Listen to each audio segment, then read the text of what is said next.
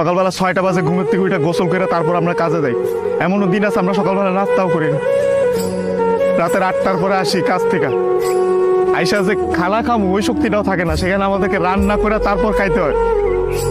আমাদের কোনো ছুটি নাই, একদিন আমরা ছুটি পাই ওই দিন আমরা ঘর গুছাইতে কাপড় ধুইতে এটা সেটা করতে করতে চলে যায়। কাপড় ধোয়ার জন্য যে মানুষ রাখবো, মানুষ রাখলে তো টাকা যাবে, বেতন দিতে হবে ওদের, ওই টাকাটা বাসায় আপনাদেরকে পাঠাই, তারপর ওইটা দিয়ে আপনারা ফুটানি বানান। এই যে ইস্ত্রি করা, এই যে ভাজ আলা কাপড় বেড়া ঘুরেন, আর এই যে কাপড় আমরা কাপড় পরতে পারি না ওইখানে, এই যে এখানে দেখেন না ভালো ভালো কাপড় পরে ঘুরতেছি, এটা খালি আব্বা আম্মা আত্মীয় স্বজন দেখে ভাবে যে পোলা অনেক সুখে আছে।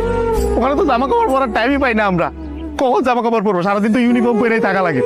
রাতের বেলা খাওয়া খাওয়ার পরে এই যে 5টা মিনিট মা বোন বাপের সাথে কথা বলি, ওইটাই আমাদের জীবনে সারাদিনের সুখ। সারাদিন কষ্ট করে ওই যে 5টা মিনিট মায়ের সাথে কথা বলবো, এটার জন্য 16 ঘন্টা 18 ঘন্টা করে আমাদের